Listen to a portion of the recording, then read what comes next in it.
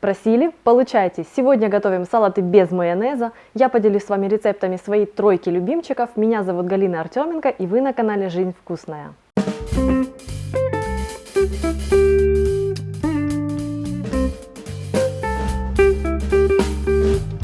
Салаты без майонеза смотрятся и съедаются на праздничном столе не хуже, чем их майонезные собратья. Приготовим салат фитнес с куриной грудкой, салат нисуаз, который я безумно люблю, а также салат с печеным перцем и арахисом. Вкусно! Поехали!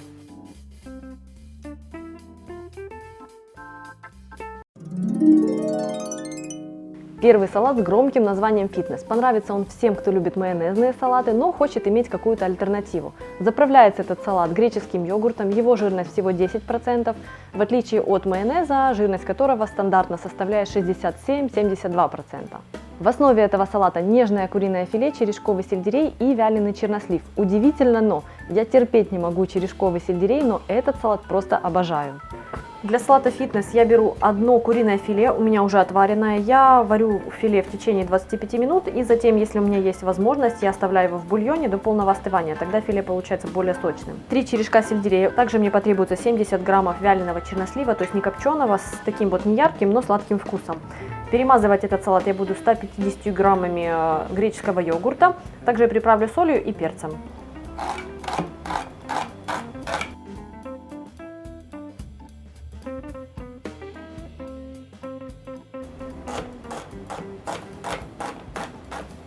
Отправляю сельдерей в миску для смешивания.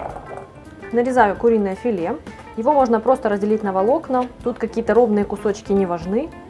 Мясо надо просто измельчить. Я его вот так вот грубо нарезаю. Пускай все будет разной формы, так будет текстура салата интереснее. Курицу отправляю к сельдерею. По сути, объем сельдерея и курицы примерно одинаковые. Теперь я разрезаю чернослив, вот такие они у меня, небольшие, поэтому их разрезаю на 4 части. Если ваш чернослив крупнее, просто разрезайте его на 6-8 частей. Кусочки должны быть размером примерно с изюминку.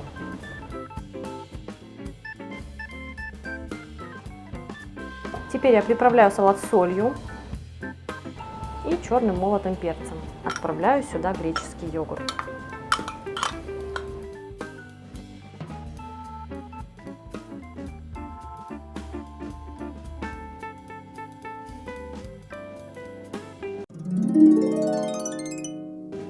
Второй салат нисуаз. Его я очень сильно люблю. Нередко готовлю его для себя в качестве легкого, но тем не менее питательного и сытного обеда. Посудите сами. Много овощей и зелени в сочетании с отварными яйцами и тунцом. Небольшая оговорка по поводу овощей. Сейчас все-таки зимнее время, поэтому найти хорошие овощи довольно-таки проблематично. Как поступаю я? Я покупаю помидоры обычно за пару дней до того, как планирую с ними что-нибудь готовить. Оставляю при комнатной температуре для того, чтобы немножечко они улежались и стали чуть более живыми. Этот салат очень многокомпонентный. Вы видите все, что есть в кадре, все пойдет для одного салата. Для того, чтобы вас не утомлять перечислением каждой части, я просто оставлю все в описании к этому видео и сейчас приступлю к приготовлению. Несмотря на то, что кажется, будто бы этот салат очень сложный из-за того, что в нем очень много ингредиентов, на самом деле все просто. Начинаю с приготовления заправки и мелко порублю петрушку. Петрушку отправляю в небольшую мисочку, в которой я буду готовить заправку.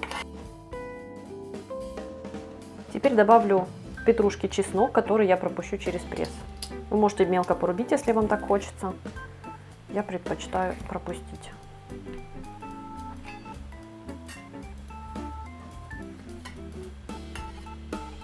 Теперь добавляю в будущую заправку соль. Добавляю щедро пару щепоток и щепотку черного перца. И вливаю сюда бальзамический уксус, можно заменить его винным, можно же просто взять лимонный сок, если у вас нет таких вот уксусов.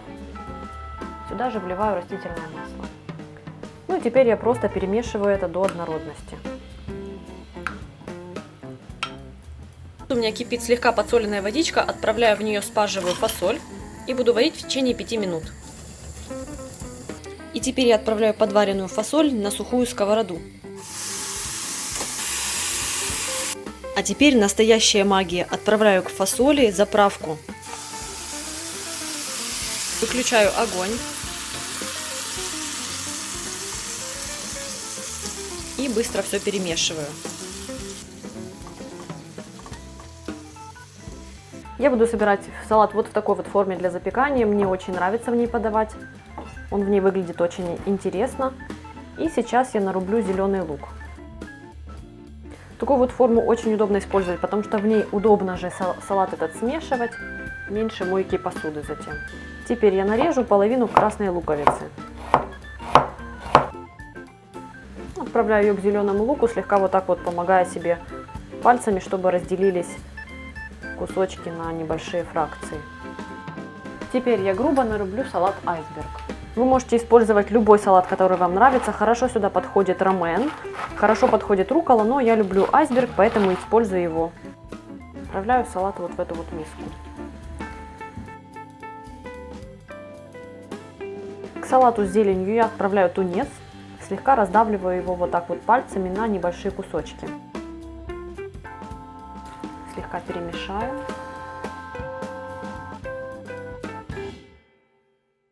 Подготовлю финальные ингредиенты, нарежу помидоры, нарежу яйца и также удалю косточки из маслин. Конечно, будет красивее выглядеть, если маслины вы разбросаете просто по салату, не очищая их, но в качестве, скажем так, праздничного салата все-таки лучше их очистить, потому что кто-то может не заметить, что они не очищены, и будет не очень приятно. Удаляю косточки просто вручную. При этом я разделяю каждую маслину напополам. Вы можете видеть, что я использую маслины, которые вот не крашеные, а такие бурые, то есть созревшие естественным образом. Я распределяю подготовленную фасоль поверх салата.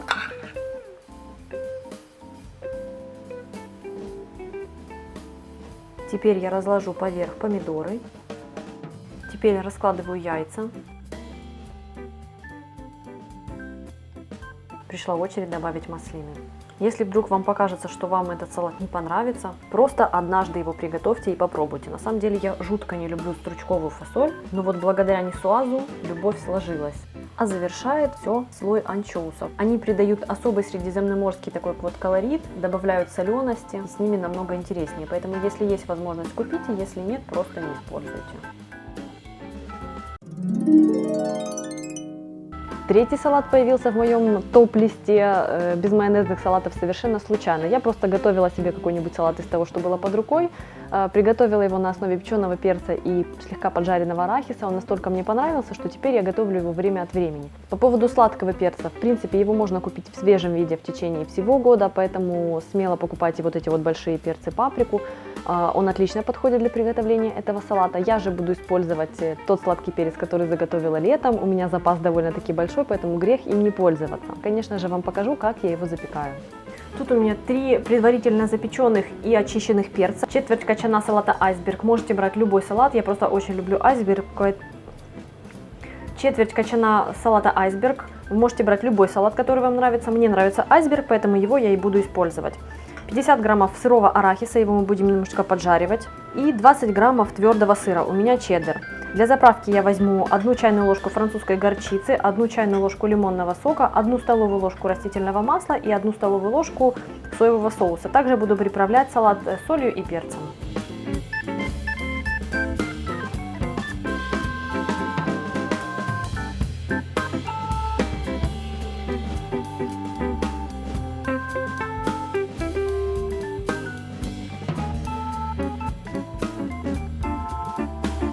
На сухую сковороду всыпаю арахис и буду обжаривать его до румяных бочков. Вот такого вида арахис мне нужен.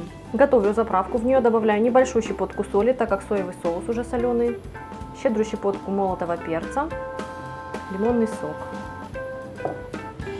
Перемешаю до однородности. Теперь введу растительное масло и соевый соус. У меня получилась такая вот приятная на вид эмульсия. Ею я и буду заправлять салат. Формовать салат я буду прямо вот в тарелке, в которой буду подавать. И приступаю уже к сборке. Нарезаю большими кусочками айсберг. Раскладываю его на тарелке. Создаю такую вот мягкую воздушную подушку. Теперь разделяю печеный перец на такие вот небольшие кусочки и раскладываю поверх салата. Так, аккуратненько руками перемешиваю. Теперь я грубо нарублю поджаренный арахис. Этого мне достаточно. Щедро и не жалея посыпаю салат арахисом. Теперь поливаю заправкой и завершаю все небольшим слоем натертого сыра. Спасибо, что посмотрели мое видео. В комментариях оставляйте рецепты своих самых любимых салатов без майонеза. С вами была Галина Артеменко. Не забывайте поставить лайк этому видео, если оно вам понравилось. И, конечно же, подписывайтесь на мой канал. Пускай вам будет вкусно!